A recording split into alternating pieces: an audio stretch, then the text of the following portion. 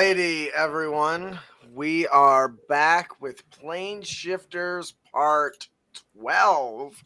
I want to thank everyone for joining us. Had a little scuffle and a little bit late getting started, but I want to thank everyone for joining us.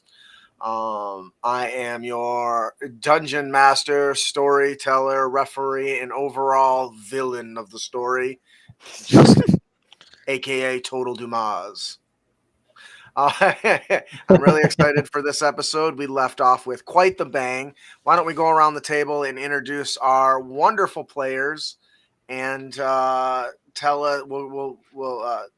us your name and who you're playing, and we'll reintroduce everyone for just a short second here. Matthew, would you like to go first? Hello, everyone. My name is Matthew, and I play Garmor, the Druid Circle of the Moon. Last session was pretty interesting, especially when I summoned a pack of 24 wolves in this major battle. I loved it. It was great. I do not see us on YouTube. That is certainly a problem. I see you on Twitch. Okay. All right. What about our buddy Austin? Hey guys, I'm Austin. I'm playing Zorax, the Voidwalker Paladin, Fallen Azamar. Last session was crazy. Yes, it was. A lot of fighting and brawling out and being set ablaze for multiple turns and restrained and grappled and tossed into buildings. He had a pretty rough go that day, but not as rough as some others. Right. Yeah.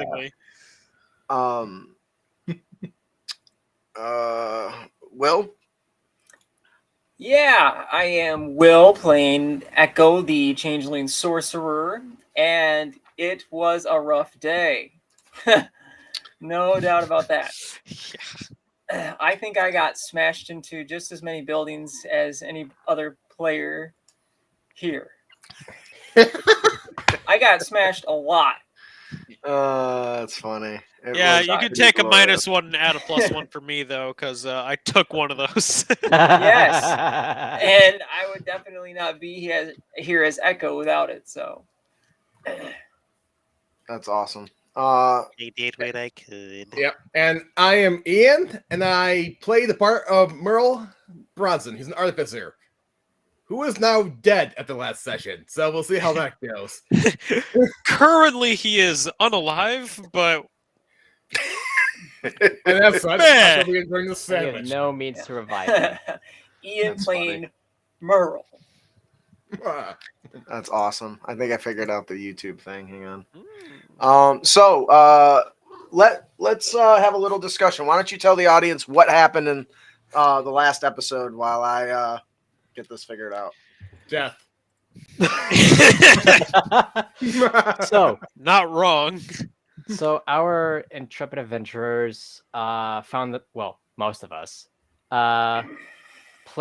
accidentally plane shifted in the realm of Ravnica, which is a... Okay, how far back are we going? Hey, I'm giving Justin the time he needs. I appreciate that. And so, just last episode's fine. So we seek out the Grand Duke of Baldur's Gate, who was in the city of Elturel, that got plane shifted into Avernus, the first day of hell, which then got plane shifted into Ravnica. And in the chaos of our first night arrival there, the Grand Duke got swooped up by something and fell someplace else that we do not know.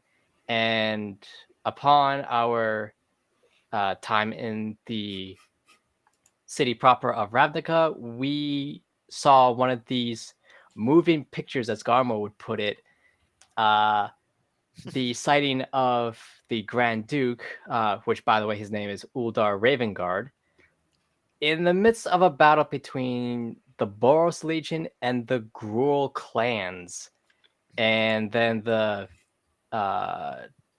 video feed got cut, and that is the only clue that we've had on the Grand Duke. And so after procuring material components to cast a easier means of transportation, Garmore managed to cast the Windwalk spell on all 4 of us and literally turned ourselves into clouds, flew over to where the Grand Duke was last seen, and we came upon a major battle between the Gruul and the Boros Legion. Amongst the Gruul was a little giant with animated chains and a pet giant boar. We managed to fight them off. My character conjured a 24-pack of wolves. Zorax and Echo got tossed about like ragdolls by the giant and its animated chains. And Merle eventually suffered the same fate, only it ended up in his death. Yeah. It's pretty brutal. After that fight, I think we needed to summon a 24-pack of something else to release. To alleviate some of the mhm. Yeah. Yep. All right, I think I got that solved. So thank you so much for buying me a few minutes, everyone. I appreciate it. All right, so shit. Nothing. By the way, Matthew, good job on the recap. Oh yeah, dude. Have an inspiration point. Yay! Do you still have one and just you keep? No, I used that last session. I'd say he better. All right. So we are ready to get into this. I am really excited. Of course, here we are in the middle of the battle zone. There is still a bit of scuffling going on between the Gruul and the Boros Legion, but the Boros Legion, with your aid, taking out these monstrous giant and its bus-like boar, you were able to kind of take care of their biggest challenge, and has allowed them to kind of get a foothold in the area and calm some of the fighting down. You guys are surrounded in a circle around the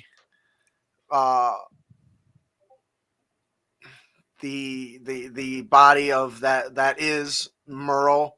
You can see his little what is the little you had a mobile turret, right? It's gone now. The last thing you see is his mobile turret, kind of like a lost puppy pushing on him before it just kind of fades. And the cigar is still in his mouth. He has a smoking. cigar It's still in his lit, mouth. baby.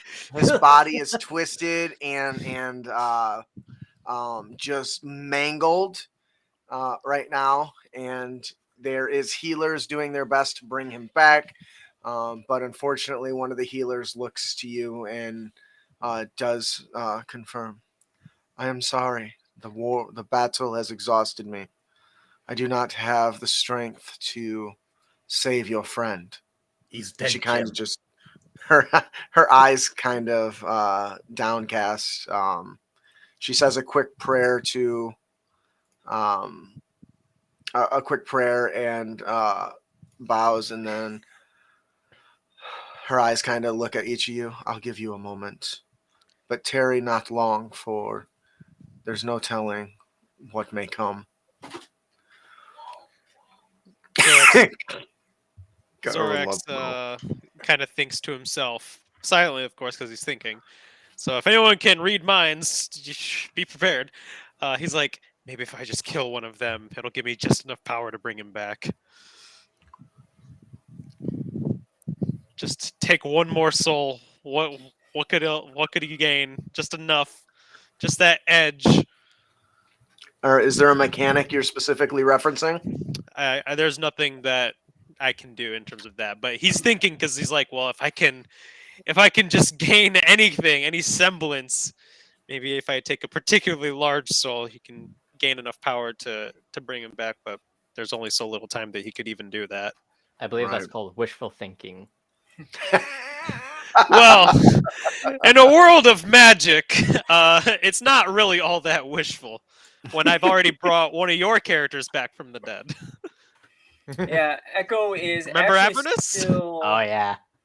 Echo's actually still in a half orc form from yelling for help in the last session. So he's kneeling down by Merle's body, and his Hound of Ill Omen is still there as well. I have not dispelled that yet. So hopefully that doesn't disturb anybody that's come by to help. But Sure, it's not Echo- one of the weirdest things here. Echo does still have spells and sorcery points, and he's just trying to figure out a way to convey that power to somebody that can help. As this is happening, Garmore is doing his best to unmangle Merle's body, as well as Put it back in position proper. yeah, pretty much, as well as taking the badge of comprehend languages, if I recall. He takes that, and he takes, if I recall, Merle had 2 bags of holding. Well, one now. Because the one was his own creation, I think. And did it disappear with him? Well, it was one of his artificer Yeah. slots, So what happens to all the stuff inside? It just explodes out. good question. Gone in a trans-dimensional space forever. We're Until scattered you can, across the astral sea. we'll say that it is gone until you learn to retrieve it. So I'm going to say it there. You can retrieve it, but since I don't have an answer right at the moment, it will take a little bit of research to learn how to reclaim your objects and your items. So Garmore also takes the sealed bag of holding. Just Do we fastens still it. have that? Yes. Because I always forget. I'm like, do we have that? Yes. Yes. So One with the And we never used it Demon in the Lord. last campaign. That's the one with the evil demon lord, right? Yes. Yep, the one with Or the pit devil. fiend in it. Yeah. so And Garver doesn't know what's inside it, but he would assume that it would be sealed. It's sealed, so presumably it should not be opened. no, Yeah. it's been magically sealed if I remember correctly. Yeah, So Any other items that Garmore could take from Merle, Ian? There's a list, probably. well, we'll assume you take everything on his person. If you find anything of particular note, just mention it. Yeah, just One send of the it to go ahead. me in messages.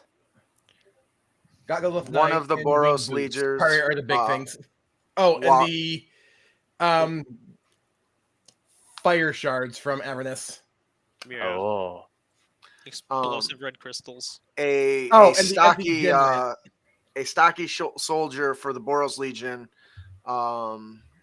runs up, and he's got, and one of his eyes is bleeding, and it's got a big gash on it, and it's big and bulbous, and he kind of walks up and stands in attention, does a salute, and says, Lieutenant Galador here. I just want to thank you. If you had not come, our entire platoon and our entire battalion would have been wiped out. We have been struggling for some time, so I just want to take a moment to thank you for your support.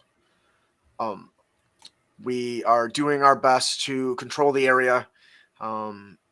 Unfortunately, we are in Grohl territory, so it has its limits, but we are slowly making our way to the front lines where our Division 32 is placed and holding up inside of a worn inn. So my question to you is, will you aid us in trying to secure the area farther down? The work you've done has already been superb, and I think you've managed to frighten off some of the Groll, at least for a little while. Would you be willing to escort us to retrieve Division 32? That depends. I don't know if we're even capable enough at the matter. We've just fought two incredibly powerful beasts at the same time, and quite frankly, none of us are really doing so well, aside from maybe one of us, actually, who is, I believe, Garmore, who might be doing the best out of all of us. I see. Quite frankly, I am at the least powerful I have been in a very long time. I can feel your weakness, Father. It's It's been a- unbecoming of you. It is. We actually seek information. We were hoping that you could provide that. Yes. After what you've done for us, I can certainly do my best. We seek a man that was taken from the fallen city the night that it arrived, and I gave him the general description of the Grand Duke. He says, I am not familiar. One moment. And he waves over a couple soldiers. He's like, let me see what I can get. There's constant communication during the war, during the battle. So I'm sure that somebody may have some sort of understanding. His name is Grand Duke Uldar Ravengard. The name is not familiar to me. Is he about to walk off? No, he's ushering he's over ushering other people over, to get information, and he starts a couple privates, probably recruits. You can tell that they got this strain that the iconic Boros Legion icon on their shoulder, which is basically a fist with like an explosion behind it, and then underneath it you just see E1. Anybody have military background? I do. So you would recognize that as a recruit level rank, somebody who had just entered. I can also probably just tell by looking at him. Well, yeah, I mean, imagine really scrawny. His helmet doesn't quite fit. Well, even just like all of like the mannerisms. Yeah, I just look at him like, you're clearly not seasoned. You can tell he's a raw recruit, and he starts handing some paperwork, and so he gets kind of a little bit disheveled, and some of the papers, and you just see the second lieutenant's just like, and he's getting kind of frustrated. He's like, yes, hurry up. And he starts rifling through, and he stops and he goes back. Can you repeat your description of this man again? I relayed the description of the Grand Duke to him. He says so I have found something that is disconcerting. So we were sent in to quell the battle that is going on, and a suspect of matching that description is involved in leading the battle against the Groll. At least one of its clans.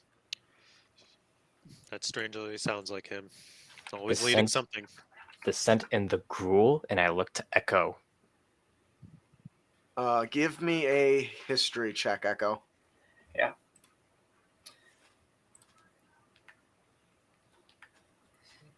A 13. All right. So with your history on Ravnica, you know that the Groll isn't one entity; it's several different clans that are broken apart, and each group has their own sort of beliefs and hierarchies. And the ones you were just fighting, the Burning Tree clan is one of the more influential guilds, and is definitely one of the fiercest and most diverse. But there are a number of different ones, and he kind of gives a description that the suspect is leading the. Make sure I get the clan name right. Hang on a second. Okay. Is leading a clan of Gravelhide, which is relatively new and is trying to establish footing. Is leading the Gravelhide clan up against the Burning Tree clan. That's the most recent news you've heard of. You don't know the reason they're fighting. Besides, Gruul always fight amongst each other, fighting for territory and stuff like that. That's concerning. His leadership is needed back at the city. It is imperative that he gets back there. Do you know where the Gravelhide clan is stationed at? Are you asking Galador, or are you asking your pal? He's asking Galador. He says, well, currently our information is spotty at best. We try to avoid the rubble belt as often as possible, only coming in for severe issues. I got to try to be a little more lieutenant-y. To my understanding, we are sending in our reinforcements into Division 32, where our suspect is currently located, and the war has been ongoing between the suspect's clan and the Burning Tree clan. Unfortunately, the Burning Tree, Borboragamos, is doing all that he can to prevent us from getting towards the center of the front lines, where we can properly determine the suspect's location, as well as the intent of the new growing clan. I do not quite know the name of it yet. That is fighting the Burning Tree. Now, this would be a good opportunity for our Demir scout to decide if he wants to share any information on the name of this group or any other details that the second lieutenant doesn't know. I would share it with my group in private. Okay. Yeah. So, you know that the last known leader was a hot-tempered goblin named Skorik Bouldertooth. That's right. I remember that goofy name. I go to the lieutenant and I say, how many of your men are unconscious but still breathing?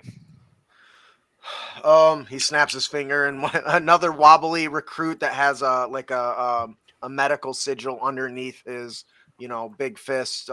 He starts, and he's just shaking his head. You can see the exasperation. Reports put us at about 25% casualties and another 18% severely injured. It is certainly not the best of circumstances. Boros, we've had better days. Unfortunately, lack of sure footing, missing information, and inaccurate information led to us wandering right into this Burning Tree trap ambush. Show me your men who are in need of being stabilized. All right, go ahead and just give me a medicine check, and we'll just use that. Because I have Spare the Dying, so I can stabilize all of them. Yep. Is that a medicine check? Yep. I shall warn you, I am out of third level Yikes. spells, as well That as is good.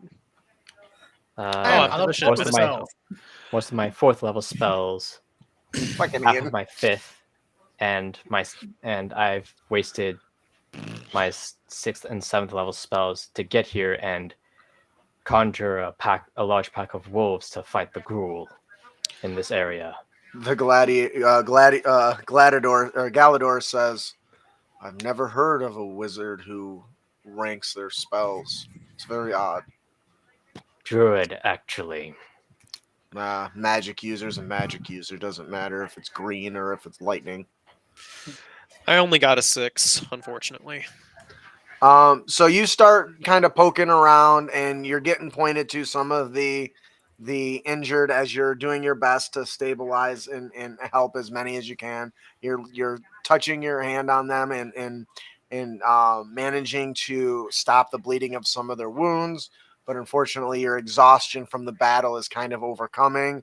You're able to help a good portion of them, but some of them you believe are beyond your capability, or the wounds are so severe they're probably going to die anyway without any direct healing. You do everything you can, and you manage to do a good portion of work. One of the younger medics approaches you and says, we saw your battle. It was very impressive. We did not know that you were one with the healing touch.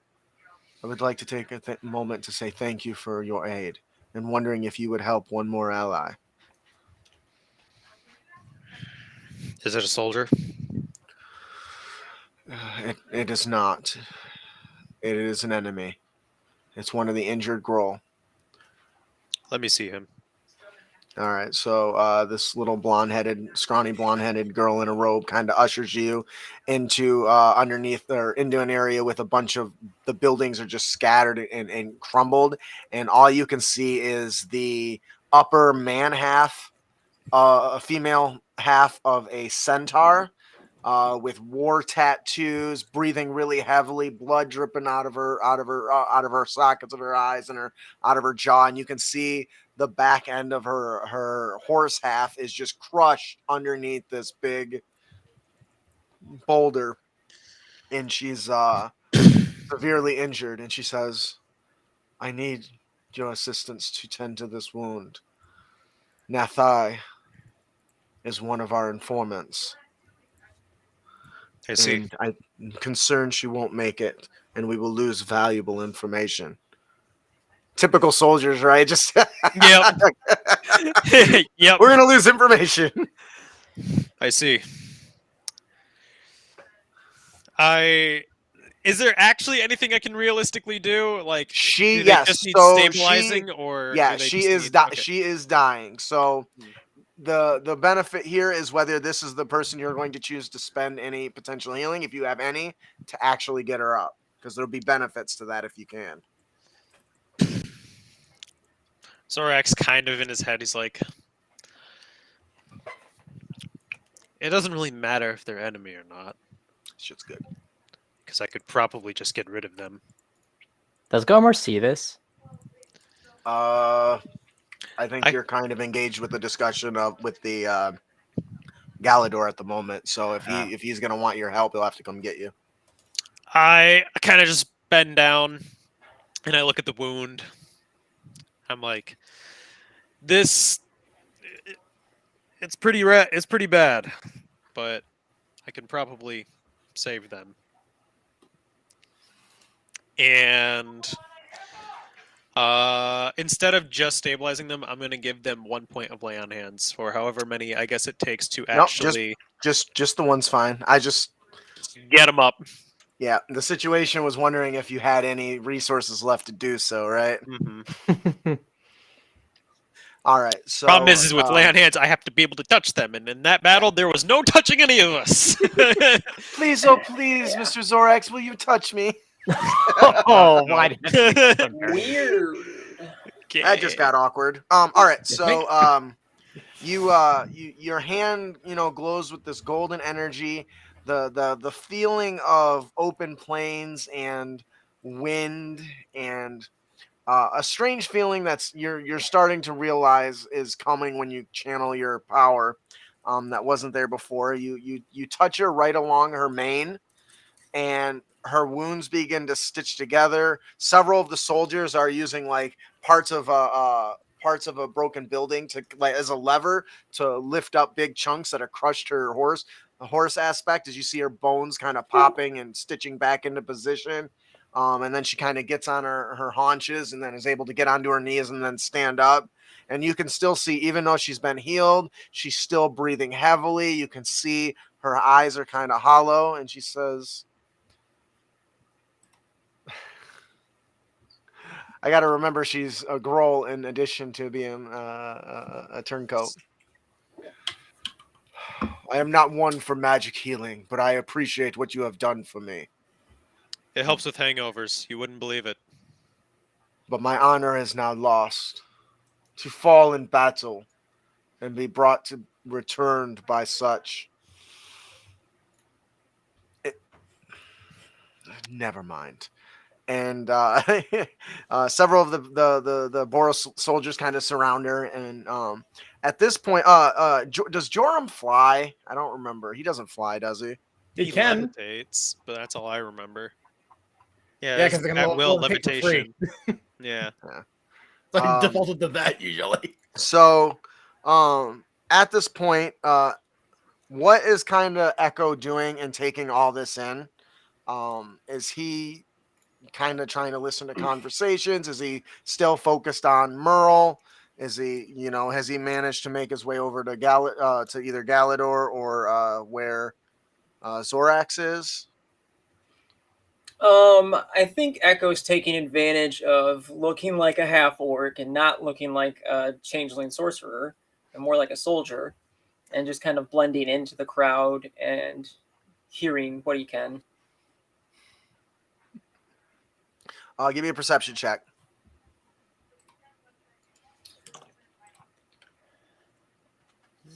That is a 12. Low rolls tonight. Yeah. Well, I started last week with low rolls, and let me tell you, that sucked. Yeah. Sometimes that's the way it goes, and you can't do a whole hell of a lot about it, unfortunately. Right, That's part of the wonder of the game, in my opinion, but it's also one of the sucky parts sometimes. All part of Oh, putting yeah. it in your hands and the dice. Although they're not like terrible rolls, they're just mediocre. A lot of Yeah. mediocre rolls. So you are. Hang on a second here. So as you're kind of sitting there, how is, as this kind of, you're trying to get a good listen, how is Echo feeling about the loss of Merle in the current situation? How's he feeling? Echo's feeling a little guilty, actually. He kind of feels like he could have done more to defend himself in the battle so that Zorax could help Merle instead of him. So he feels guilty. So as he's kind of, this guilt is kind of running through him a little bit, and he's trying to, hash it out. Trying to go back to what he does best. He's like, no, I gotta just listen to other people. Don't think about what I I feel. Yeah, he's trying to drown it out a little bit. Gather intel. It's what I was trained. Trying to focus a little bit. And so he's kind of just listened to some of the soldiers and the conversations that they're having during this process, and you're able to pick out a few different things going on.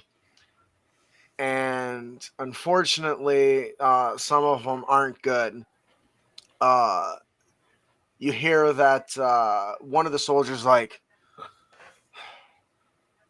I heard that the Gruul raiders started taking some captives.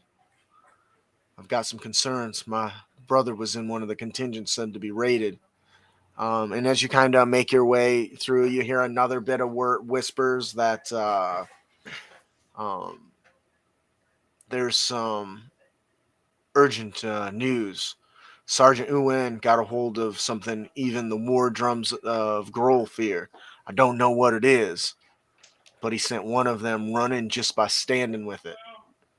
What was the It could be a sergeant's name? secret weapon. Uwen. Uwen. I think that's all we'll give you for that roll. Yeah, that's fair. So with this, Garmor or Joram, how is Joram approaching this new area? You saw Joram in the distance. You saw the big billow of smoke coming from the rubble belt. You're still getting kind of used to some of the differences here in Ravnica, but you're starting to pick up some of the ideas. You know that there's multiple guilds that run the area. You know, each one kind of has a special task here on Ravnica, whether it's cleaning up the garbage or running the enforcing the laws, creating the laws, creating the gizmos and gadgets from the Izzet. You've kind of gathered a lot of this in your time here.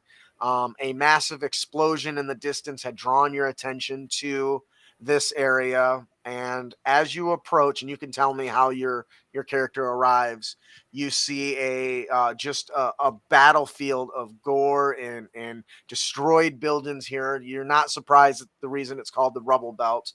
It seems like the whole area is just a constant war zone, and you see just dozens of soldiers coated in blood and, you know, cleaning their weapons and their armor. They're exhausted. You can see it in their eyes. They are taxed. They can't. It looks like they are just fighting an endless war at this point. At least that's the interpretation you get. And you see a large circle around a person with a big boulder hat.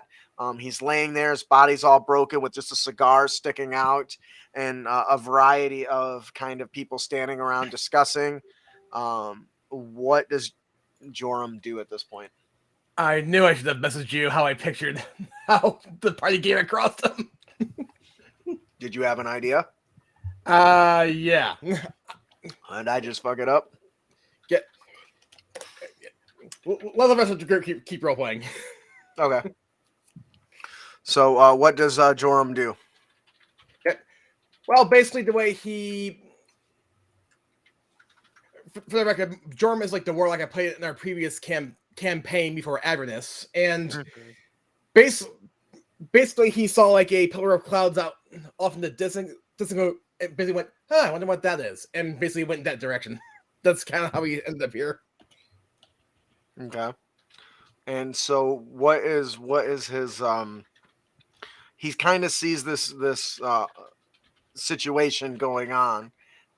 Is he going to approach this, or is he going to bypass it and continue searching for the battles? Or what does he want to do here?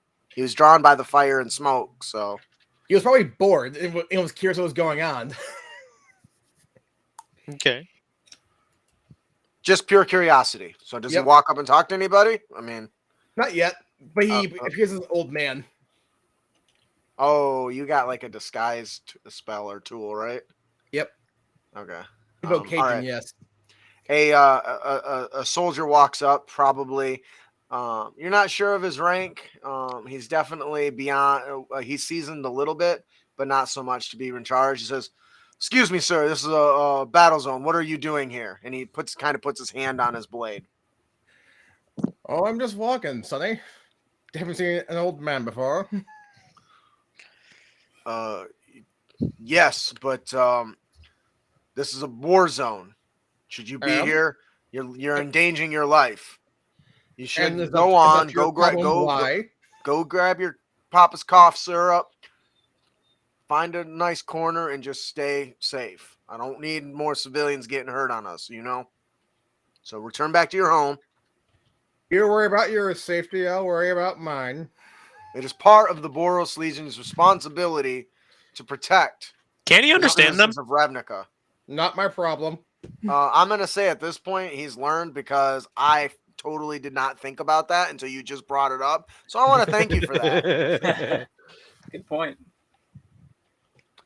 Totally forgot. It's like there's a reason why we grabbed specifically the thing off of Earl's corpse. Well, you got to understand they've been doing their own things going on around That's here true, too. yeah. So, Oh yes. Yeah, we've been and Elturel has been in Ravnica for like what, 2 months at most, or at least. Yeah. At least Longer than that, I think. Yeah, 3 months maybe. Yeah. 2-3 months. Jesus. All right. He says, Well, I warned you. You need to be on about your business. If you cause any trouble, I'll lock you up. You understand me? Well, you have to catch me first. This guy's just kind of dumbfounded. He's like, just stay out of trouble.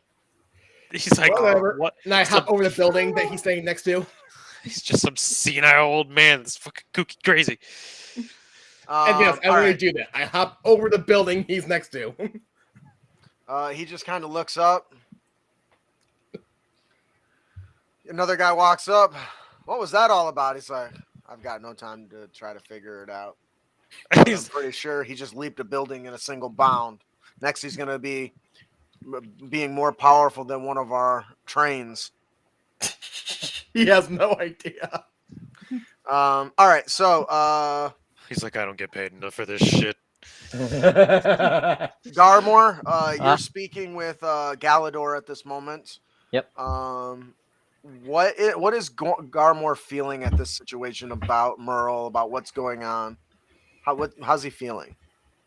He feels conflicted, especially since Merle was Elturel's key connection with the Is It League, that could potentially give Elturel the arcane resources to recreate the phenomenon that plane shifted the entire city to Ravnica, but changed the course back to Faerun. Certainly seems like a problem and something you should be concerned about. Mm-hmm. Galador says, well, it sounds like I had requested your assistance and to head to the front lines with Division 13. It sounds like you'll be joining me if the suspect we seek is also the one you seek. Am I understanding that correctly, soldier? Yes, I would very much appreciate it if we could take him back to the fallen city, Elturel. He is needed there. I understand. He says, all right, pile up the bodies, light the torch, and let's move on. And several of the soldiers grab a hold of Merle's body and start ushering him along with all the rest of the dead into a massive pile, and start pouring some liquid over top of them and start lighting a torch. Echo, I need... Zorax is gonna be pissed. I need Oh boy. perception check from you, please. Sorry, DM. Hey. I'm gonna have to be a mad boy. Oh boy. A 6. So you're so engrossed in dealing with trying to get in on people's business because you're nosy like that apparently, that you aren't fully aware that they're dragging off Merle as you're listening in on some of their discussions. And you hear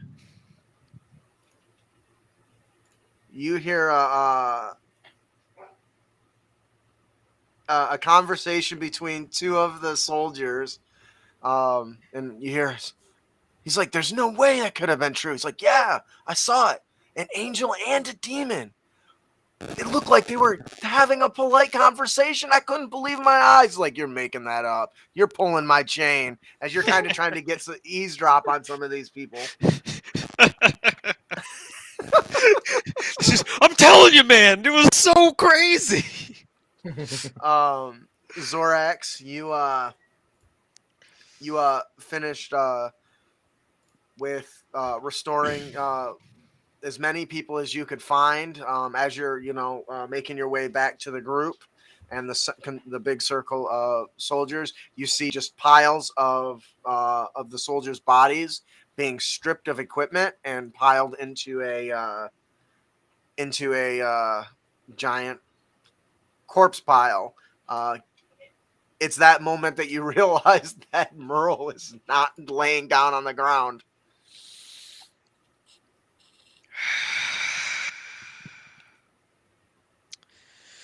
What are you men doing?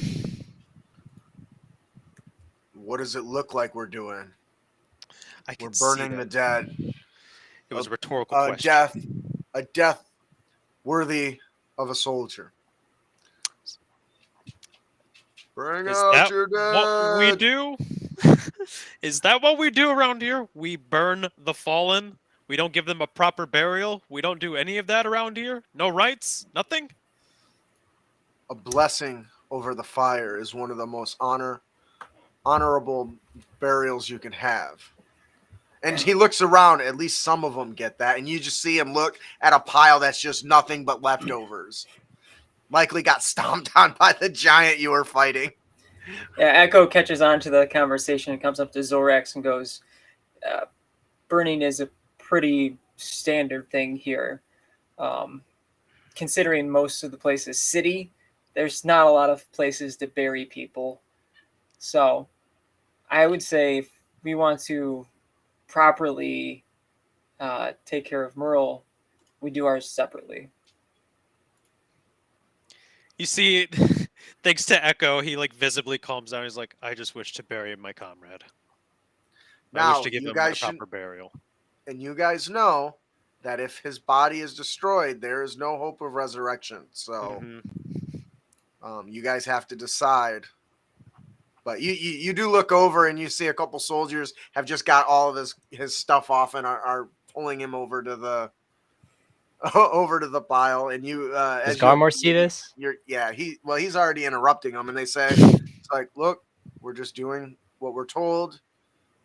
Do you feel like, if you feel like you want to carry him the rest of the way, I understand.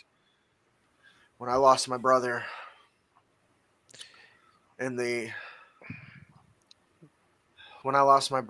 I didn't want him burned either.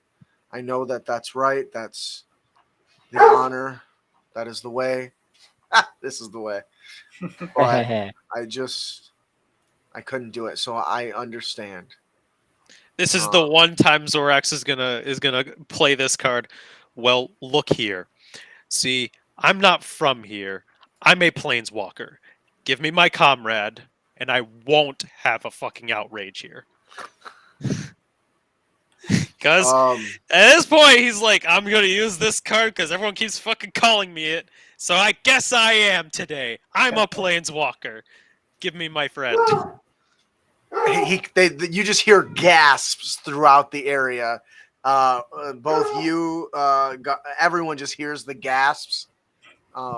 Everyone keeps calling me a goddamn planeswalker, and today I guess I am. Give me my friend before I cause some havoc. And you say, do you want his clothes? As you look down, and he's just like pretty much stark naked. He's just got on underwear. Dress the man, please. You undressed him, so put it back together. I understand, and they start shuffling around. So Garmore approaches alongside Echo. Hearing this scared me. This is the second plane that I've had to visit that isn't my home, and I wish to give him at least a burial of an area where he was from. Echo is just going to step up and try to start carrying him. All right. So you guys can do your thing your way. I don't mind that. I don't want to give my friend the way that he deserves from his way. And how would you suggest we take his body back to Elturel? Huh? I will carry it all the goddamn way there, Garmore. Keep up the role play. I gotta go find my dog. This is your guys' time to stretch your role playing chops. Okay. Oh, never mind. Sorry, I didn't mean to interrupt. It's like the dog's gone. I don't know where she went. Zorax is clearly emotional, Garmore. So you be careful. Yeah, Echo just kind of steps He went into the through soldiers, two whole, pick him up. I don't doubt this guy. I don't doubt your willingness to carry him all the way, but which is commendable. But from what the second lieutenant has told me, we are going to the front line of what all of this was, and apparently the Grand Duke is in that area as a suspect of a ghoul resistance group against the burning trees. Well, thankfully I could fight one-handed, now can't I? That's very true. I don't doubt that. Either way, I'm going to get his body back to its home. It's at least the thing he deserves. After everything that he has gone through with me, with... Fuck, I forgot your other character's name. What was your other character's name, Matt? Chiron. Chiron. With Chiron. And even that damn holy elephant that I don't remember. His head Lulu. tilts. Chiron. Chiron, yes. He's been through Avernus, just like I have. White tiefling, black hair, Yep. follow Bahamut. Yep.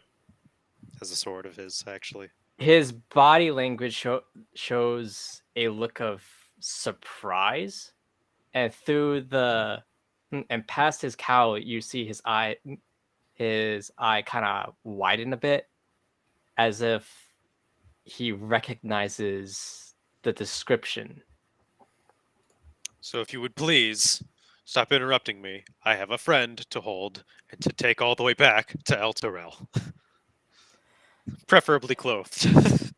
So I need a well, I guess I'm just gonna give Ian the freedom here.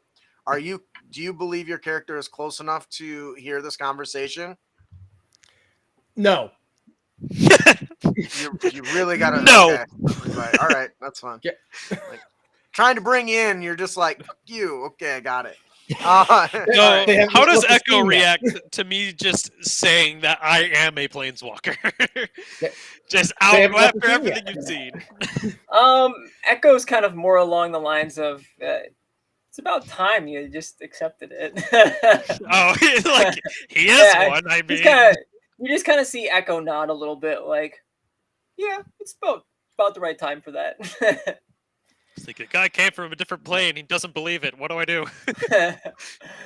Echo kind of says, "Yeah, I wasn't gonna push it, but you guys are planeswalkers." Only by circumstance and accidents. Well, True. just because we don't fit the direct description of a planeswalker to all these people, I goddamn am, and I'm gonna throw that weight around in this particular moment. Echo Fair comments to him, if you're going to throw some weight around, throw some weight my direction and help me get Merle up off the ground here. In that You case, just see me just grab him with one arm and huff him over my shoulder, and I just say, I got him. I have Echo 20 might Alright. look like so- a half-orc, but he doesn't have that strength. I have Alright, 20 then. strength, so I'm good. I we can carry leave him. the care of Merle's body in your supervision, Zorax. You know him the longest, therefore it is your right for such responsibility. Thank you. I appreciate that more than you know.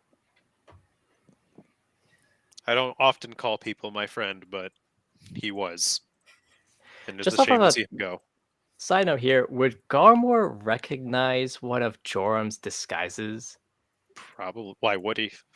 You would have to ask Joram that. Ian? Um, Oh wait, yeah, you're Garmor, so yeah, I guess you would. Yeah, maybe anyway. Does he I'm keep gonna all- say you recognize Joram being Joram. Fair So enough. you understand the mannerisms of Joram, because he is a. And if you unique- look in the restream chat, you'll understand why I say that. So how does Garmor react to spotting someone he knows from Avernus? Well, from even before that,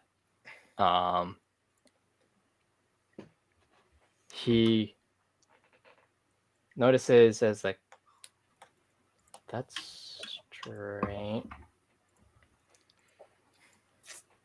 Please wait right here.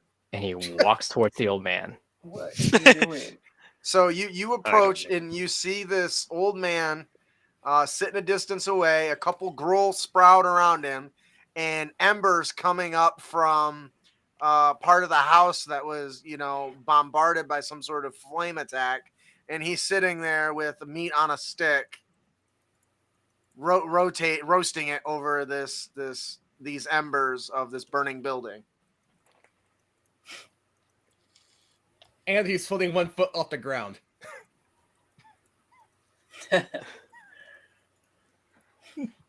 How does Garmore react? I think he's processing. A little loading symbols. Yeah. It's like a dial-up tone. Yeah, for like a good solid minute until he finally speaks. Enjoy your past few months in Ravnica. And he says this in Elvish, by Man the looks way. up, looks out from under the brim of his hat. Well, Sonny, I can say I haven't heard that language in a while. Yeah, probably not. It's probably been a good minute. And I speak in Forgotten Realms Common. Yeah, I mean, no one else is going to understand it. May as well be in just a completely foreign language. Well, So could use some help, old friend. Think you're up for it? Well, better than roasting this wiener. Where did you get that from? I don't know. Kind of smells like bacon. okay. Well, Like a Turns fine out it's just probably- somebody's intestines. well, just so you know, and he speaks in Elvish again. There's a changeling Ravnican sorcerer among us. He's with the Demir, which is a group of spies that Who serves also- the greater Ravnica. Speaks Elvish. So- Not that he knows that. Can we just say that you literally just gave away the secret of him being a spy to somebody? Mm-hmm. Yeah, but Someone he Jorm. trusts. I mean, yeah, I mean, he's known Jorm forever. I suppose. So it's probably I wouldn't best trust not. Jorm at all with a 10-foot pole, but I mean, So it's probably best to lose the disguise and join us to avoid suspicion. As long as you're with me, you'll be fine. Well, I think I'll keep the disguise for now, but I'll definitely hitch a ride with you. All right. Also, we just have two there is spies. some sort of shadow walking paladin. I don't know his religion. He's very emotional. We just lost an artificer that was key into having Elturel get back to Faerun. Oh yeah, I remember that boy. I was there. How is Joram feel about learning they just lost their way of returning to Toril?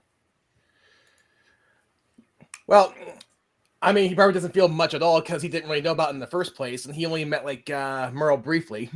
So, Well, I was more. Would he not care about getting home? of course, he cares about getting home. Of course, it occurred to him to catch banishment on himself at any given time, but it was too interesting to hang around. Yeah, I mean, that's fair. He can literally just go home whenever he wants. Literally. Yeah, He could can't just. take the whole city with you though. So, Yep. That's What not on should we- Jorm's priority list. what should I call you in this disguise? Well, you can call me anything you want right now. Fair enough. Come on. We're supposed to get to the front line of the Grand Duke of Baldur's Gate is supposed to be there, working with the descent of these savages, rising against the most dominant clan in all the guild. So if we get him back to Elturel, the political structure might be restored there. Ooh, that does seem pretty prudent, now don't it? Yep. So you ready? Always. All right. Oh, I'm not sure if I should give this to you or to the paladin, but he holds up Merle's winged boots. You interested? These allow him to fly. Ooh, I'd give that to the paladin. They have All right. spurs on them. All right, fair enough. By the way, how's Juanita doing? Juanita, you doing okay? Oh no! Don't you dare make me do that on the internet. Oh my God. Well, thankfully, you can change it up. He's doing okay. For those of you wondering, Juanita is a bag of scolding. works just like a bag of holding, but it's sentient. And it Has yells a, at us. It needs permission to be Yeah. used. This requires permission for us to use her, whose voice style is basically a African American with a Southern accent. A Southern black woman. Yeah. What do you want? Why, just an old friend saying hello. Hi, Juanita. Boy, what are you doing here? Trying to work through the political structure of this place for us to get us the heck home.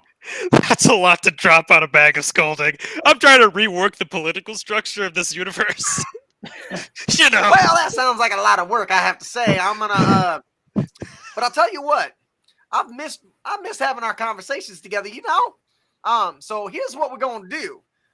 You and I, you're gonna, when we get a chance to rest, me, you, Joram, the whole crew, we're gonna have a good time. We're gonna have a good chat, all right? Now, I want you to know, Joram's been good to me. He's been really good to me. He always asks before stuffing stuff into my satchel. And I really appreciate it. Now get the hell out of here. I appreciate you too, Anita. All right. Was I talking to you? Oh shit! You? Forgot When I how want to ruthless talk to you, Juanita I will was. address you. Don't you know that? Well, I think that's gonna solve itself. Ugh. Shall we join the others? All right then. All right. I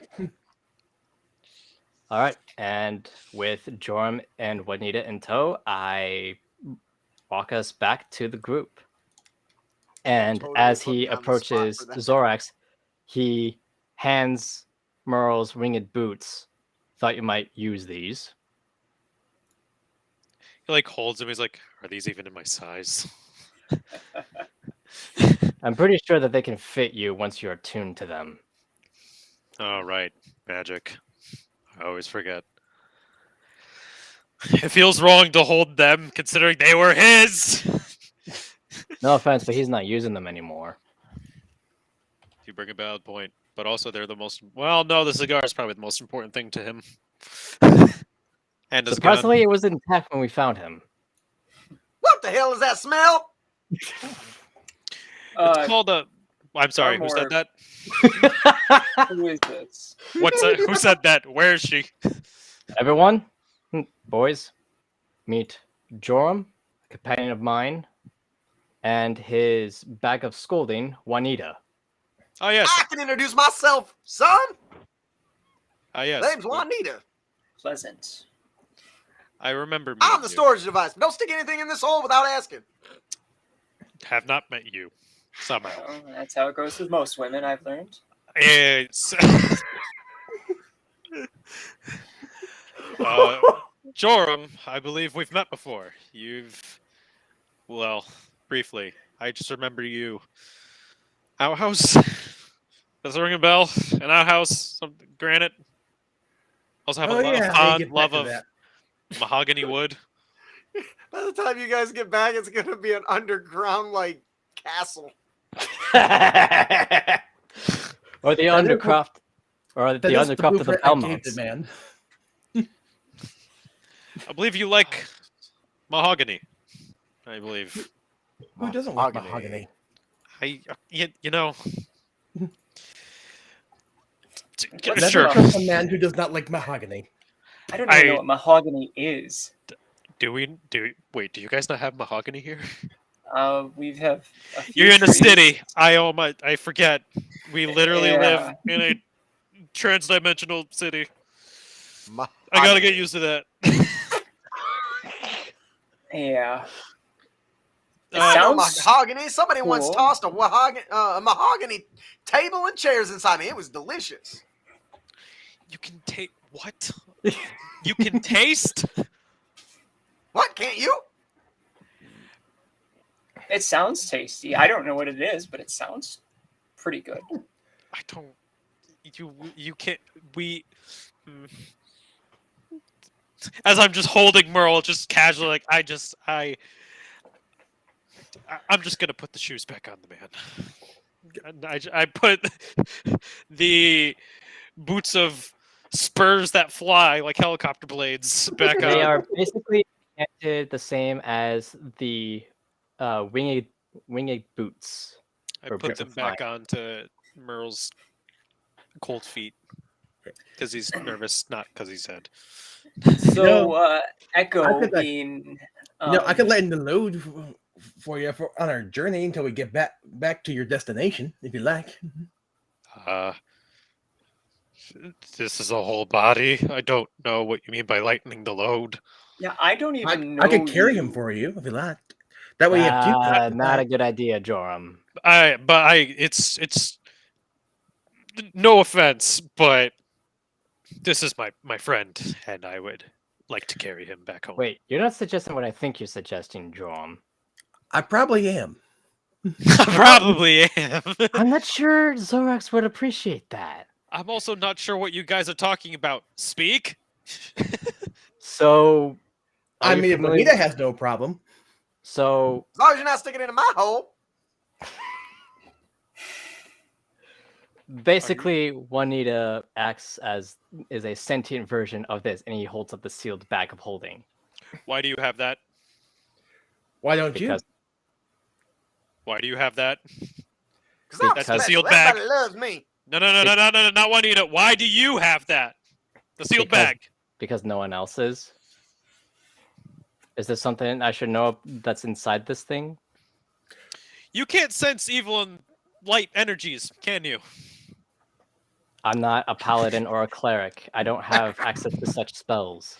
I use divine sense, and I try and scan the bag. Is it still horrendously dark? So as your energy, you release this almost like an echolocation of energy out from you. The bag just radiates pure darkness. Also, at the same time, I look at myself because I'm curious. I don't have an answer to that. Only you do. Hmm. What do you think? It's dark, but it's not as dark as it once was, maybe. There When he is was a blinded by- pinprick of light right in the center, just off the center of your chest. No. And then there's a white light glowing by your hip. Ah. Is that where you keep your sword? I guess I never asked. That's fine. Yeah, that's good. Yeah. I'm like, I haven't After done I this in a said, I was while. like, shit, where does he keep it? Hip is fine. Hip is fine. Yeah, how do you hold? Yeah, how do you carry The hip is lemonade? good. Kirito style or classic style? Nah, it's a classic style. He's a So Next- Echo. I would like to say that's not a Kirito style. Guts has been doing that long before Kirito. Fair enough. from like the 70s, I think. Echo's very Took curious about forever for a while. Joram. And Echo looks at Joram and asks, "How did you get here? With them. You came in the same city. Yes. Huh. Did Echo see Joram while he was in the city early on?" He did not. Maybe not under this disguise. Still looks like an old man. Yeah. Yeah, Joram remember, wouldn't there's recognize there's Echo either. thousands of people at in the cities. So. But Echo did go there to spy on the city. Did Joram really ever attend to the council meetings or anything? I would Nope. assume not, knowing Joram. No, So he has no fucks you- to give. Well, if you He's must like- know, when the city first crashed into this plane, and we got all attacked by the bug man, I just flew off in the random direction because I got overwhelmed and I got lost. Well, That is so nice true. And I've staff. been At wandering least. ever since then. What's that is a nice staff. What's the name of your staff? Oh, the staff? The staff here doesn't have a name. Okay, Echo kind of lifts his and shows him he has one too, and says, "Mine's the advisor." A pleasant name. Love it. His is not so delicate, I would imagine, given his personality. I mean, mine was just a gift from some giants. Huh. So definitely not a kind weapon. Well, Also, back It to was a the gift. problem at hand. Garmore. nah. Never. Garmer knows what my staff is. No. Oh yeah. Yes, you never know it. Yeah. Two things about that bag. One, never open it. Three things. Never open it. Don't dispel the lock on it. Three, don't ever let it out of your sight or off your person, because if you do, I will personally have to go and find it, and I don't want to go and find that. What's inside it? Nothing Yeah. you want. Nothing I want. Woo, Nothing that's some bad nobody stuff in wants. there. Zorax, does why are Kitty we want? carrying around a bag that's dangerous? It was from Avernus. So What? what? You have like a demon in there? I wish it was just a fucking demon. Fuck, it'd be so much easier to handle. You guys notice Oh. it's noticeable that several of the soldiers around you are put their hand on their weapons and are kind of stepping back in concern at the shout of the mention of a demon in there. Just, please, for all that is holy Yeah. and And unholy. Jorm goes devil, actually. Yes, thank you, Joram. Devil, actually. Yeah, it's a devil. There's a named devil in there, and I'm pretty sure you don't want that. And you didn't turn this over to the angels? What's Of wrong course with you? not. You boys, you haven't been through Avernus, or I'd kick your ass right now. And I'm holding my friend, who would also kick your ass. I was there with you when El Terrell got shifted.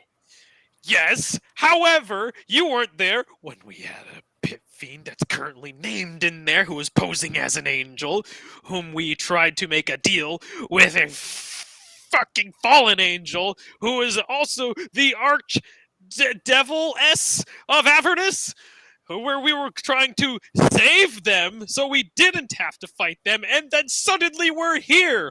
Now you're up to speed on whatever the fuck's in there. Are you happy now? And you can't destroy it? Do you want to try and fight a pit fiend? To take at it. I don't want near it. How I does a think pit possessed me fiend- once, and I am not going back. How does a pit fiend fit inside a bag of holding? It's in the shield. Don't touch the shield. It or its soul? Both. just don't go near it. Zorax, I think we've drawn the attention of unwanted ears. And I look around to all the Boros starting to surround us. They're Well, not showing aggression. You Just see more of Extreme fear. caution. Yeah. if you would like, I can hold on to the bag. Thankfully, because I have this, and I pat my sword, Lumine, she's very kind. Thank you, Father. The literal pit fiend can't actually possess me anymore. Because I have this. She's great. Anymore. It protects you from its influence. It protects me from any influence, as a matter of fact. Mm-hmm. It immediately takes it off and hands it over to you. Thank you. It just lays a weight off my mind, considering this he was supposed to originally take care Do of. note, Because he was the most I'm good only one. handing it to you because of your immunity to such influences. You'd be Nothing more. Isn't it great? All right, shall we move on? I believe so. Maybe. Are we missing anything? Just waiting on Galador's word to mobilize. You after a few moments, We could probably do with the rest, if we could. Short rest, probably. Although Yeah. I needed to restore my wild shape abilities, but I'm still without spells. So we may have to rely on Joram over here for his spells and his Ooh, staff. you're doomed. Yeah, Well, I used even a I may be 7. running low on I power. used a 7 to summon a horde of wolves in this battlefield. I can take care of spells. Just don't let me get hit by a bug, and we're good. I will can't do summon bugs. absolutely everything that I can to make that not happen. I can't summon bugs with that spell.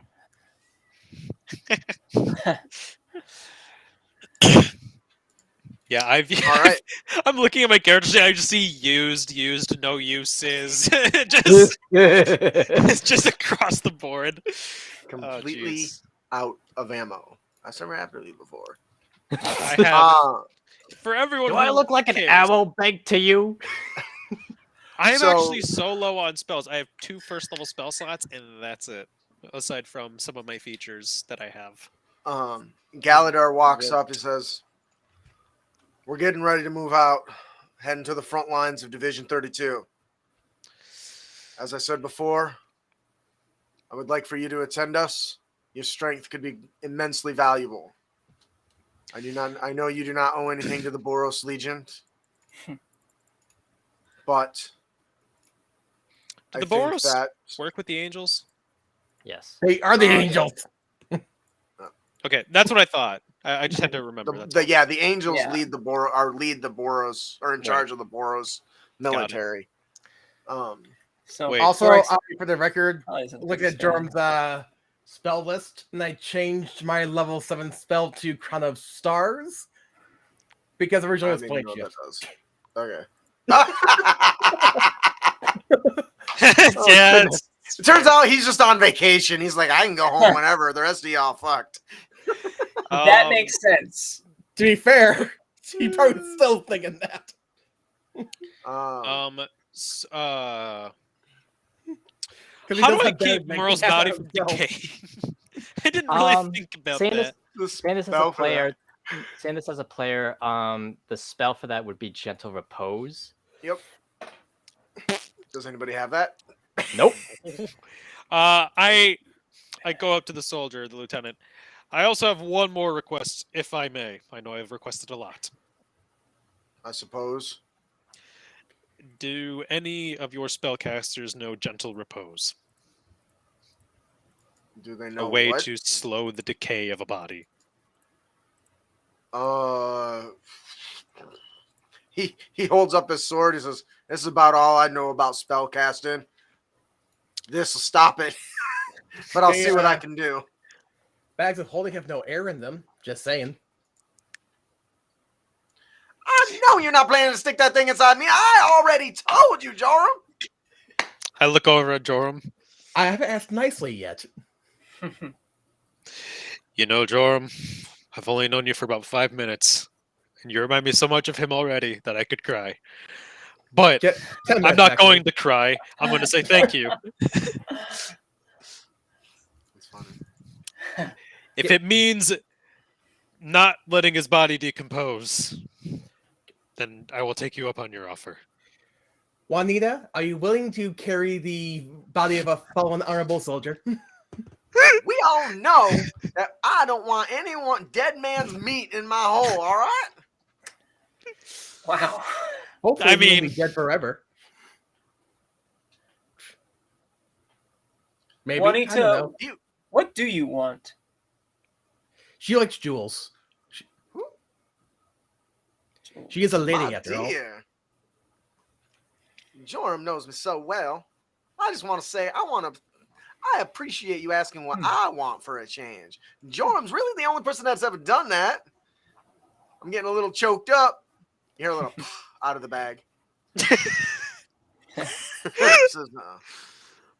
All I want is to be treated right. Joram knows well that I don't like being taken advantage of. Which is why I always ask nicely. I mean, look, I would use this bag, but this literally contains a devil. Well, that just sounds horrible. I know. Why would you carry around a bag with a demon in it? Or a devil, Exactly. or- He could have turned it That's just over to foolish. the It's a angels in this long realm. story. So Echo is going to make his way over to the pile of things that have been coming off of soldiers and gruel recently, and see if there's anything valuable that Juanita would like. Give me an investigation check. Look, if we wanted to save an archangel, which was the original intention of this man, and I'm currently holding, the idea was to switch the two, imprison her, and then send her back to the realm of the angels. I got a No. 15. Where did the angel ever get to? I hope not anywhere near me currently. That's fair. Granted, I guess I could call for help. I forget that angel's name that I could call, but could technically call him for help if that really came down to it. I don't want to. What's your So check? I'm as sorry. It was a 19. Okay. Echo starts rifling through all the stuff. It's Well- damaged, it's broken, it's bent, it's rusted. Starts looking, and he does find a couple nice little rings, some jewels. I would say about 400. Shit, what did I say the currency was here? I don't remember. I don't remember, but I I think do we know just that I called wrote it it- down. Like Ravnican gold or something. We're gonna call it similar. Gald. Gald. Go. Gald. That sounds something weird. Maybe we'll call it. What is the stupid one that never gets Ethereum? Ethereum? Electrum? Yeah. Electrum. Electrum. Let's call it that. Nobody ever used that shit anyway. It's true, honestly. Okay. So he goes, so you got about, and we'll use the same standard. So it's about 226 Electrum worth of 226. rings and coins and a few little, jewels here and there. But there is something that stands out among most of the equipment and stuff that you find. There is, depending on what angle you look at it from, you find like a you can't tell if it's like if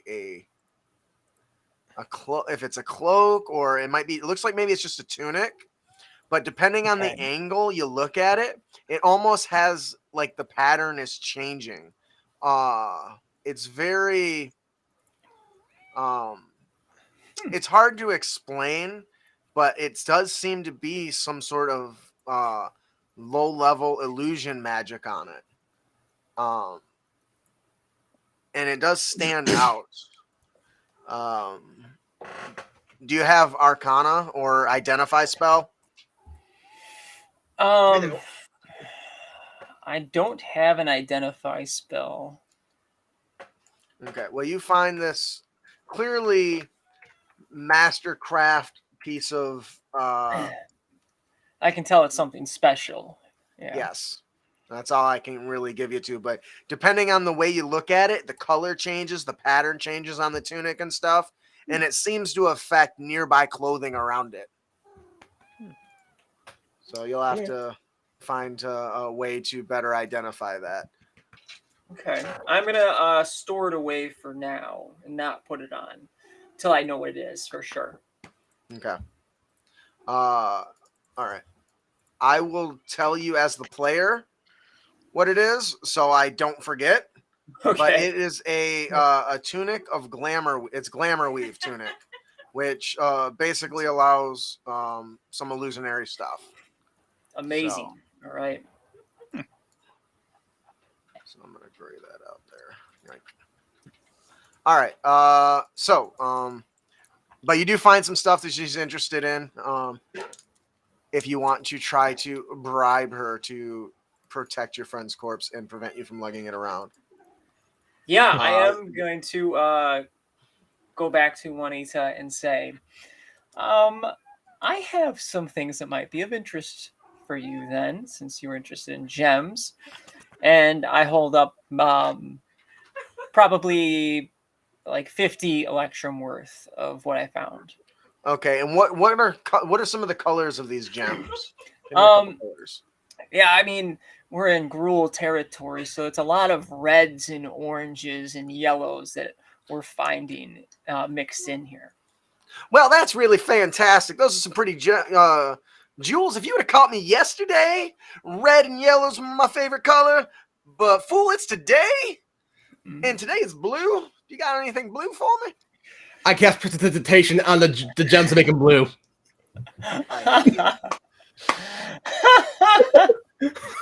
So the color on several of them kind of just dissipate and go from a ruby color, like a ruby fire color, to like a sapphire color. Well, I'm asking you.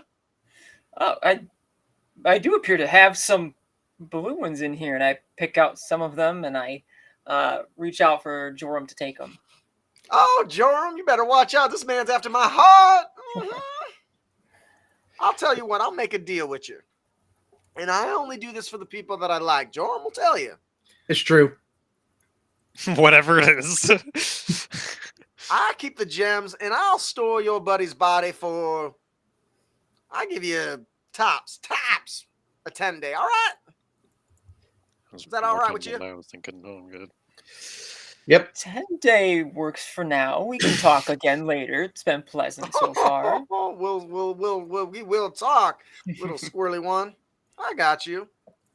I don't know what Hell that yeah. aura is about you.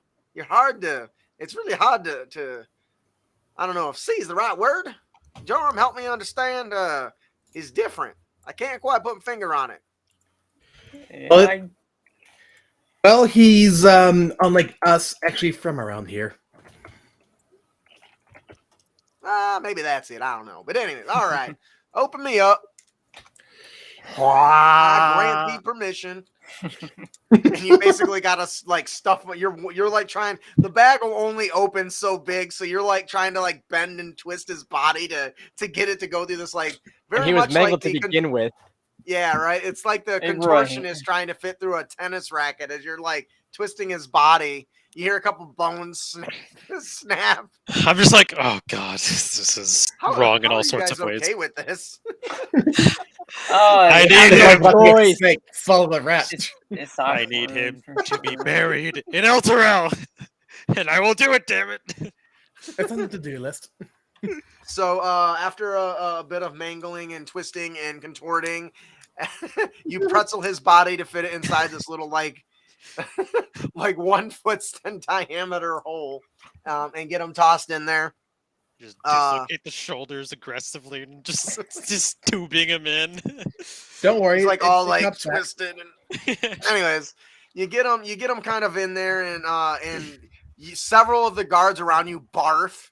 And throw up, and they turn and they run out of line of sight, so they don't got to see this. You hear, oh, gross! What are they doing? That's horrible. And then Galador walks up and says, "You probably should have just burned his body. It would have been more honorable than whatever the hell that was." Zorax glares at him, and his eyes are just shining with red and anger. With the- Easy, Don't get mad at me. easy. You're the all ones that were bending and breaking his corpse. If I didn't know angels literally ruled over you guys, I would break your body in half. Easy, Zorax. Yeah. You can do it. Too. Being in the Boros Legion definitely has its benefits. Fucking abuser of your own power. I don't know what you're talking about, sir. All I did is point out that what you just did was not very respectful of your fallen kin. Yeah, But Sorry, let luckily, me explain. we I don't mean- come from the same place, do we? Echo tries to step in before Zorax probably- punches somebody. it's probably for the best. I don't want to go anywhere where stuffing your fallen dead into a satchel is common courtesy. Excuse me, sir. Yes. Where he is from, you don't leave your friends anywhere. You save them and take them with you. It's a courtesy where he's from. Well, what are you gonna do when all your friends die? Bury them like the rest. What? You asked me. Is that what do you when called that, all your burying friends them? die. It's I mean, true. that This is clearly not- has a different terminology. This is than not I'm the used to. norm of burial. This is just a way to preserve the body until we give him a proper burial. Whatever you say. How about we head on to District 32, eh? Or That Division sounds like 32. a wonderful idea before somebody gets punched. Yeah. Zorax will deck this man in about 3 seconds if he says anything more. And we're We'll do it walking. This is all right. Saddle up, kids. Let's get out of here. Get into position. File ranks. And march. And then they kind of get all into a little order, and then they start marching through the area. We'll get that guy in the schneez. So I need everyone to go ahead and give me perception checks. Perception. Perception. I'm not very That's- good at it. 23. 4. I'm not. I got a 3. I didn't think I was gonna have the lowest roll, but I sure did. Come on, Keyleth. Can't all be high. They can't all be high rolls. Nope. Unless I rolled a 25. Nice. Happy Top rolls for you. 23 and 25. Is that correct? I'm still mulling over the death of my friend. Thank you. Yeah. So as you guys are marching through, you really just get a sense of how grand the rubble belt is. And during the several hour hike, you guys are able to point out some potential ambushes, and the Boros are able to react accordingly. And in most cases, the Boros come out on top, but there are a few casualties here and there. What you're learning is, as you're walking, you do see some civilians and people hiding in these broken down buildings. They seem to fear, they have a sort of fear, a respect, but a fearful respect of the Boros. And it's not surprising because almost every aisle that you pass down, somebody is being stabbed, gutted, shot, threatened, strangled. It is just every mile after mile is nothing but violence, and the feel of war is never ending. You see, ragged vagabonds, sitting against the sides of rundown, broken buildings, eating what looks like leftovers of something probably pulled out of a trash can. The quality of life for most people here on the rubble belt is not good at all. You can see they're missing teeth, their face are just coated in dust and dirt and mud and grime. The Boros Legion badges are the cleanest things here, and even those are coated in blood in most instances. This part of the Ravnica, you would have to guess, is probably one of the worst condition areas that you've seen, and you keep thinking it's going to end as you are just trudging through it, and it just is never ending. There's constant attacks coming from muggers to young women who are begging and pleading for food for their children, being pushed to the side by the Boros. Though in many cases, many of the Boros are happy to hand over a bit of their rations or something. So while some are kind of indifferent, most try to help the best they can.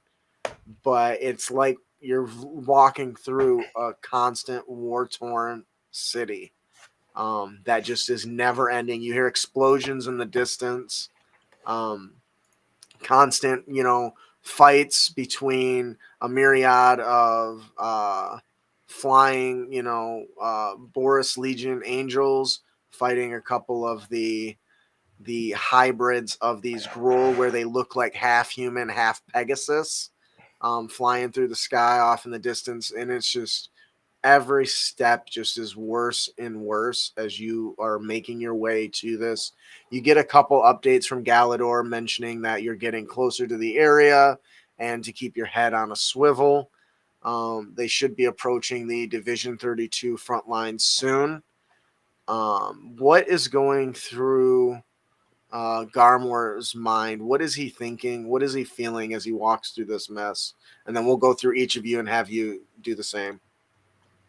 He's thinking, how could a civilized society such as Ravnica let one of their regions become so chaotic? This isn't what he is used to before his adventures, before his decision to become an adventurer.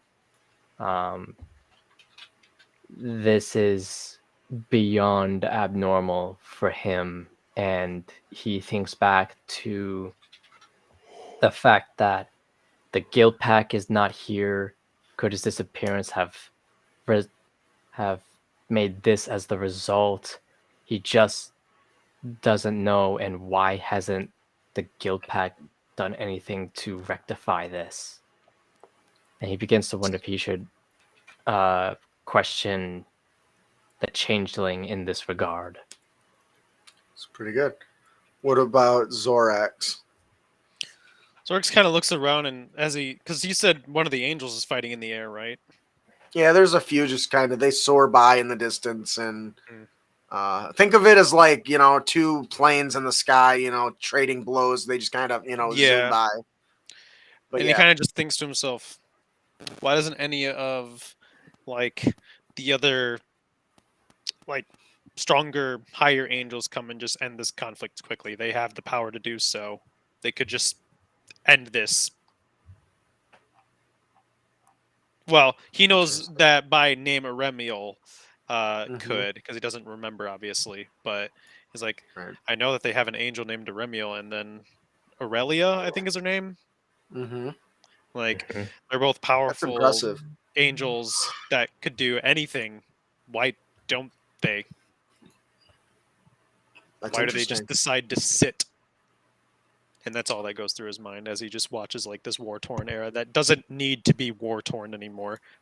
He thinks power should be used to end conflict quickly rather than keep it going forever and ever and ever and so on. Right. What about Joram? Well, he's been to hell before, and this doesn't look too different. Oh shit! He's like, yeah, well, God damn. yeah. Anything else? I gotta No. go. Okay. What about Echo? I mean, Echo is part of the Demir, so he's kind Yeah. of knows what's going on. But is this the first time he's actually been to the Rubble Belt? Actually, Echo's thoughts are pretty simple but a little different. And Garmor, ironically, is probably the only one that could predict these thoughts. And this isn't something Echo would ever say out loud in this situation, Mm-hmm. but he kind of thinks to himself, this is exactly why I want to get Tiana from the Demir and get out of here before this reaches the city. Damn. I like that. I like that. That is deep, dude. So after you guys have been traveling for some times, a few scuffles happen here, but nothing lasts too long. You guys you outnumber most of the Groll, and most of the fighting here is at the front line, so you're just dealing with mostly stragglers and ambushers. Mm-hmm. And shoot, trying to think of the Archduke's name. Damn it, Ravengard. Ravengard. Is that who you're thinking of? Yeah. Yeah. Uldar Ravengard. So I was looking for. All right, so as you guys are heading forward, you can start hearing the clashing of battle and the shouting of soldiers fighting, and Galador says, "We're almost there." You guys kind of turn around a corner and enter this square, and in it you see the most disgusting scene you can imagine. Piles of twisted corpses of a variety of races. You see, some goblins, some orcs, some bestial half beasts, maybe look like mixed with some sort of boar, maybe, you're not sure. Lots of goblins, and it's just a horror.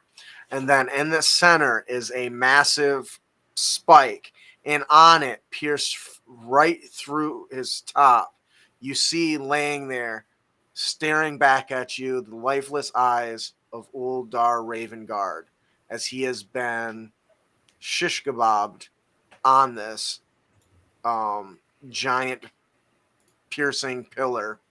There is a battle raging kind of in the distance, and the stench is pretty bad. These bodies have been just piled up and left to rot. You can see carrion creatures, rats, mice, everything picking at the flesh of all the creatures, and then hanging from the spear that is piercing Ravengard is the flag of the Burning Tree Clan, which is basically just a big tree that looks like it's on fire. They're simple-minded, right? Yeah. Very primitive. And Galador says, well, I wasn't expecting that. He pulls up some paperwork and he says what's left of him matches the description. Yeah. I think this is our suspect. That is him. That is the Grand Duke. Ain't so grand now, you hear us shout from the back. I go and find that man. I go and that find guy him. is in trouble. Give me an investigation. Give me a I am helping him. Can't just say that around us. No, hell no. There's some hell to pay. Echo How leans high up over is to. the body? one at a time. Sorry. Go ahead, Will. Echo leans over to a soldier and goes, "That guy might be dead." Hopefully he has life insurance.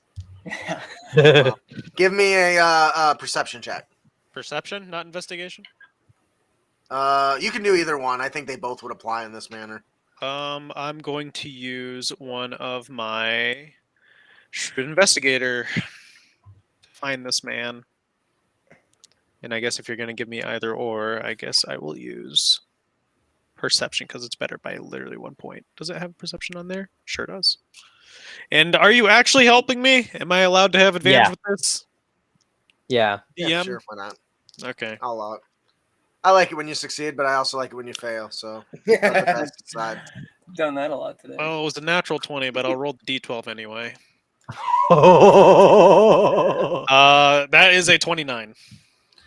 So, as soon as your body just shifts, your blade is drawn, and the crowd, like the waves of Moses, parts for you, and there's a single soldier looking around, and you can instantly see the fear in his eyes, and he just goes, "That was in poor taste. That was a bad joke." So, does your family have life insurance for when you die? What? Does your family have insurance for when you die? You better say yes. What's the right in? He's like looking around for help. He's well, What's the rate again? Lieutenant Galador, help, sir, please. Are you going to stop a planeswalker from being disrespected like this by one of yours? You have to understand, we still have laws that need to be obeyed. Cool. I'll tell that to Aremiel when I stab him, and I walk over towards the soldier. Wait, stop. I'm walking towards the soldier. No, He's really going to try to so stop. you Terminator your ass over there. Garmor is calling at you from behind. I Right up in dash his face. past him and stands in front of the soldier. That seems like a terrible idea because I feel like Zorax would just stab you through. I'm going to him stab and through then you. Heal you. Yeah. You can survive. He won't. Oh, this Do isn't not going well. do this. This Well- accomplishes nothing. No, So, he you- pulls back, he thrusts, or are you gonna? Do you want to talk it out? Try to talk it right now. Go ahead. Okay. I just had my best friend killed, and I just had our political leader killed, and so this guy decides to add some dirt on top of it, and you're saying you're going to stop me at this point. I'm genuinely asking. Echo's just eating his popcorn. Because if you don't move, the sword goes through anyway, and I Watching the stab you show. too. So which is it? Kill So me, and you lose your chance of going back home to those you You'll care. survive. He what won't. if I can satisfy both of you? Says And- Durham. And how the Um, fuck's name are you gonna do that? Hey, I can't banishment on the soldier. does that work? It Yeah. banishes them only for a minute, right? Yeah. Okay. I'm not even gonna save. He The soldier probably He's has no gone. idea what the crap is going on, though.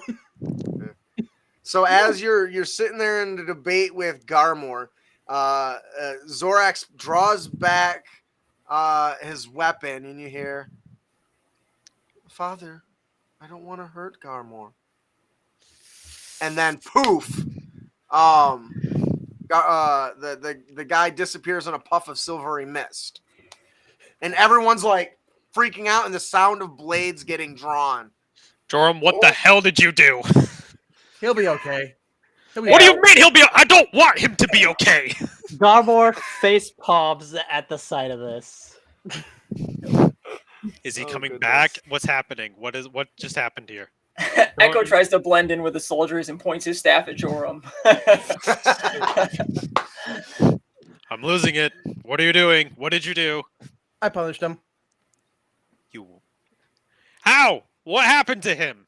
All I know, he could be invisible. Well, he's not invisible. I would know. Where did he go? Yeah, What'd you you do don't- with him? Soul, it's gone. Somewhere. He'll be back. He'll be back. But he will not be very happy when he comes back. Why won't he be happy when he comes back? I mean, if you disappeared for about a minute and then came back, and you have no idea what happened, would you be in a good place? I Depends would. on when You you are. sent him, Joram. I You'd don't be know. surprised how long my rage will last. Anyway, be right back. And I levitate up to the impaled body.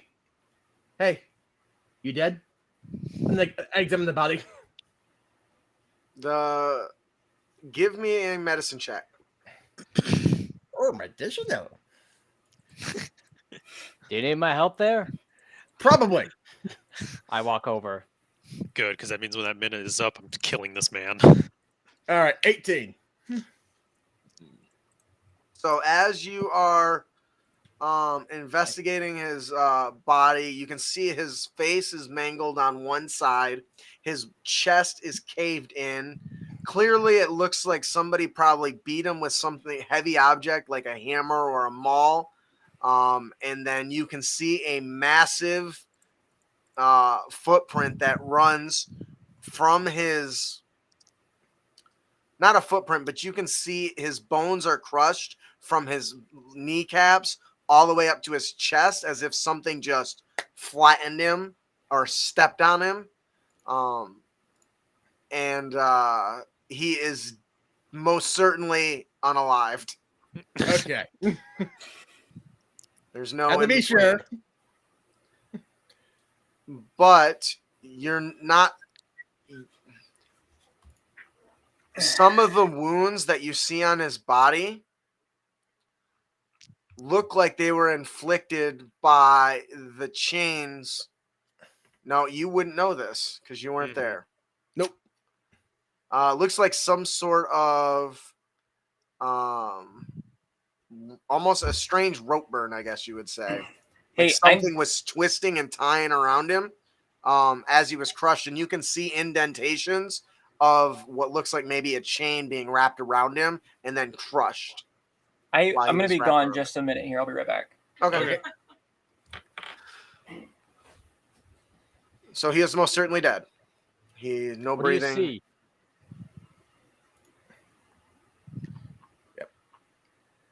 because you never know. It's true. I think Garmor. What'd you say? What do you see?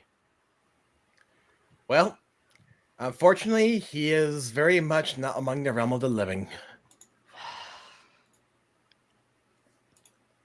Anyone And else want he to try and say shoots- something stupid while he said that? And he shoots a produce flame at a random abandoned building. And Zorax, A young woman, probably in her late ages, middle age, 20, 30-ish, 30-ish. You hear a yelp, and she busts through a broken door with a shawl over her head and darts away. And note, They all look even- a bit abandoned. Yeah. and so Zorax, this is the first time you've seen Galmor this furious, and this is also a bit of a first for Jorm as well. Never seen a man angry, but you know what? I'm too blinded by my own unending rage, so And I with don't know that what this. Pop, the other guy comes back and is just looking around while Garmor's engaged with. Does he look totally unscathed? He does not look harmed. I stab him. Physically, I anyway. actually physically stab him. No! How does it end? I just take him by like the skull and I just ram my sword up his body. Just from the stomach, and it comes out like his neck. Oh wow, he just committed murder. All of the Boros Legion draw their blades and point them in your direction, and they take a battle stance. Yeah. Go ahead. Make my day.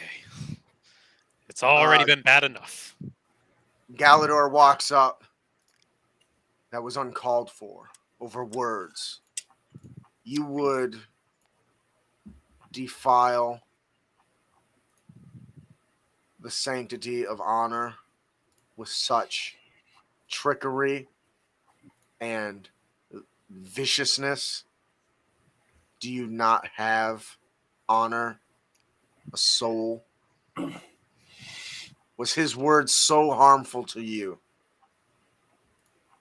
that you couldn't let it go? As a matter of fact, today, no. Don't you Being know in that war. feeling, though? The feeling Of course I war? do. I'm a soldier. Why wouldn't I? Then you understand. Anger and rage is part of the job, but it's our duty, our responsibility to know when to apply it and when not to. You are not at war with that man.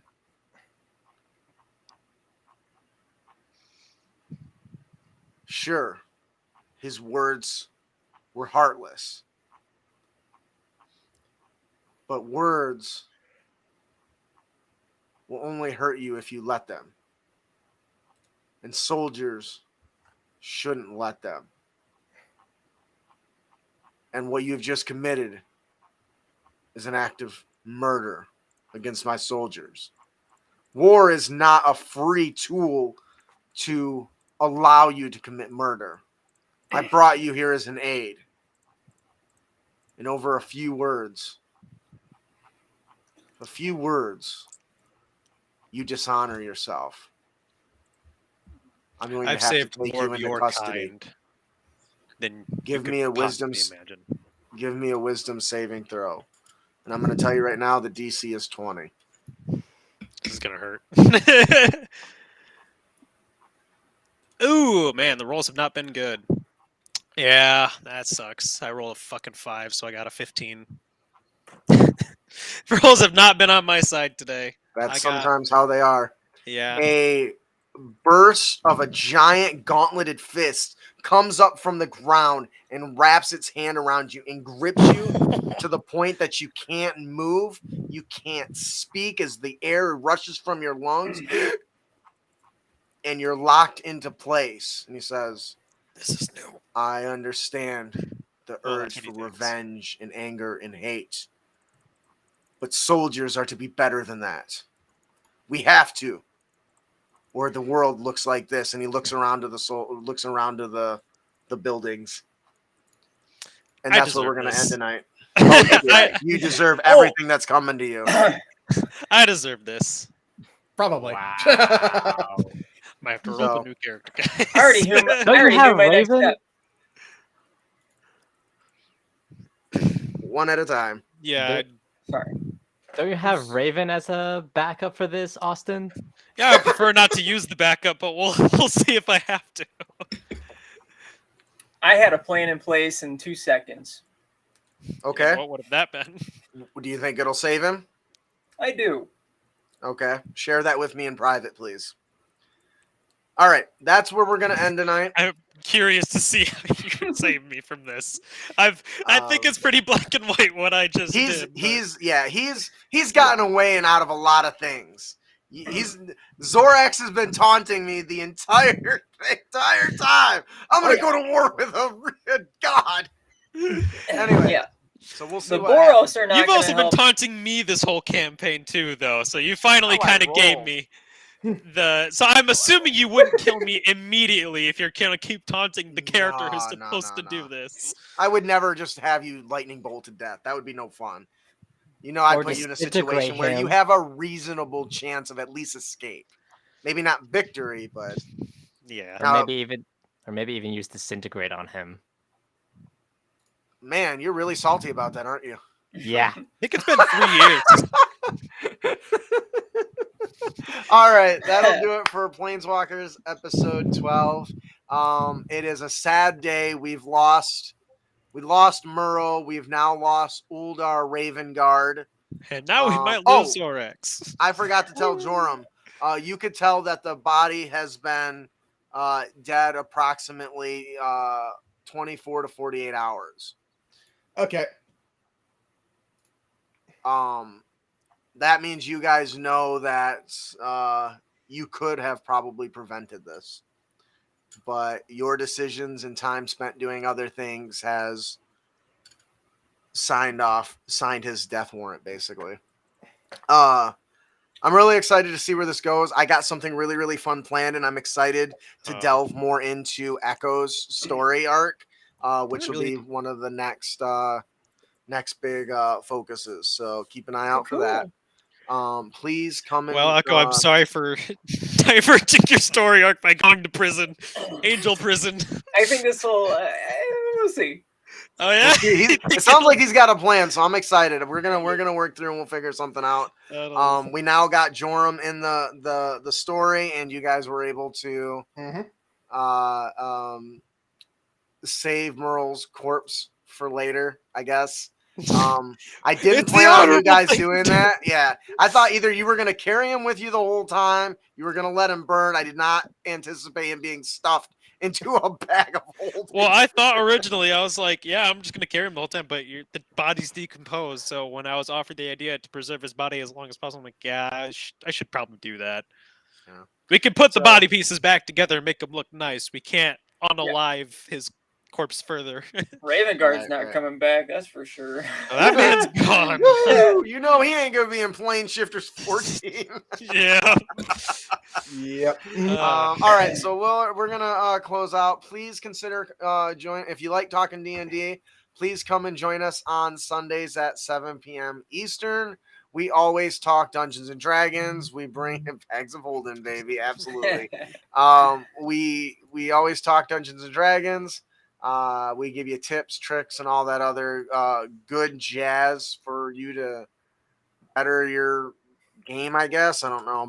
We hope to inspire you with creative content that you can bring with you on your next adventure. Please join us as we're going to be talking faction play. And what I mean by that is, what if the entire party had a character sheet that leveled separately from the players? I'm super excited to talk about this. This is something that I've been wanting to talk about ever since I learned it. And I'm excited to see how it goes. And I am hopefully going to be applying it to my campaigns moving forward. So how about we go around the table, say who you are, something you enjoyed about the session, and we will close out. Let's start with Echo, since we went with him last. Yeah, I was Echo, the changeling sorcerer who didn't even look like a changeling sorcerer this round. But that was kind of part of the plan. I wanted to blend in with the soldiers, and it's been kind of fun, and I hope that pays off. I'm sure it will. We're gonna do what we can do here.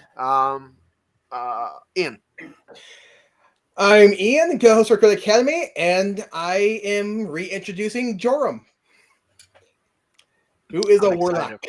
What you like about the session? Yeah. He liked his character, Joram.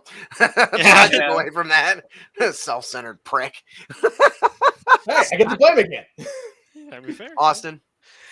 Speaking of self-centered, hi guys, I'm Austin. I played Borax. I committed a murder in front of multiple armed soldiers. Which is worse than what my character did a few Yep. sessions ago. But I'm No, that evil. guy was unarmed and had no way to save himself. At least Which this guy one? was in armor, ready for war at least. Oh, okay, yeah. I mean, sure, he was totally red. Yeah, well, he was kind of maybe rather, considering I. At least I didn't kill him outright. The funny thing Well, is, I stop. haven't done it yet. Yeah, Well- what's wrong with you guys? You're some vindictive, murderous sons of bitches. Okay, well, I- admittedly, I'm supposed to be the evil one of the party, so it's surprising that That I've is taken very this fair. long to murder a singular person who did not deserve murder this time. It's true. Fair. All the rest Yeah. of them fighting for the sides of good. Except one time, this one guy who said, I'm not very strong, but fuck that guy who's dead and who's really important to everybody around here. I'm so glad, by the way, you made them part like the Red Sea. Because I was like, thank you for that. I'm really happy he's just letting me just ram this guy through.